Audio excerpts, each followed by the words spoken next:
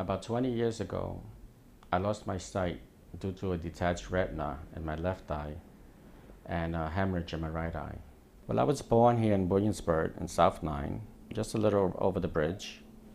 My mom came here in 1954, and she came from Puerto Rico because the economy was very bad there at that time. And she started to work in factories because in those days there were a lot of factory jobs available. The red market is a retail market. We call it la marqueta because in Spanish that means the market. That came about in the 1940s because Mayor LaGuardia didn't like the idea that people were selling the Caribbean produce and their wares in the street. He felt it wasn't safe, and also they wanted to have more control over that. So in 1940, he decided to build markets that could accommodate that business. The merchants now were selling their products indoors, and it was like a whole part of Puerto Rico in there. You had a lot of different things hanging all over the place. You had different fruits, different, like I said, Caribbean produce that you could not find at the A&P.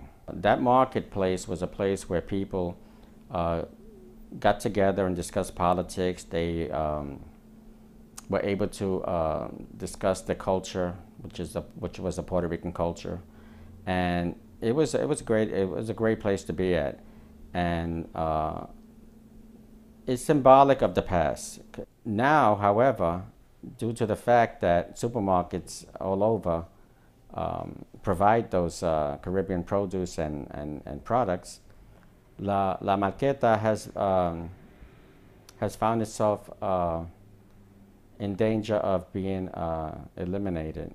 You know, they want to remove it and build, I guess, a luxury apartment house. Before I lost my sight, I didn't even have a GED. I didn't even have a high school diploma. I got my GED when I lost my sight, and that was very difficult. I also learned computers right after I got my GED. I learned computers at a school called Lighthouse International in Manhattan, and right after that I learned adaptive technology computer skills. I use the internet not by seeing the screen, but by hearing it. Whatever's on the screen, as I down arrow, I'm able to hear every line that's written on the screen. A blind person writes a book by, if he's fortunate enough to get an education in adaptive technology, like I did with the computer, I'm able to type, you know, what I write, I'm able to do so by typing because my computer has an audio voice that relays everything that I write. But the process of note-taking and readers is that while I'm in class and there are things written on the blackboard, which I cannot see because I'm blind, a note-taker would write those notes for me. And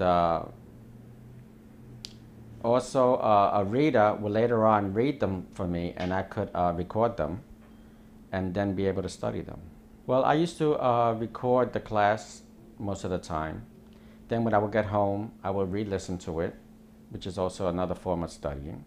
And I would then pull out the most important notes that I felt were most helpful, and then record them on a separate tape so that I could have just the important notes. Well, Victoria got me through school by taking me to each individual class for about 4 years. She would sit beside me very quietly. After a while, she knew where each class was. She would find them and not delay me in any way. Everyone loved her very much. She was very good in each class. And on graduation day, she had a cap and gown because she also graduated. In 2008, I got an award from Controller Thompson. It was for Month of Disabilities Awareness. And it was given to me because I was a finalist for the Vanguard Award. For anyone who is sight impaired and has any idea or any desire to go back to school, especially college, I highly recommend it. Especially when you go to a college like BMCC, where with the Office of Accessibilities, they provide you with all the services you need.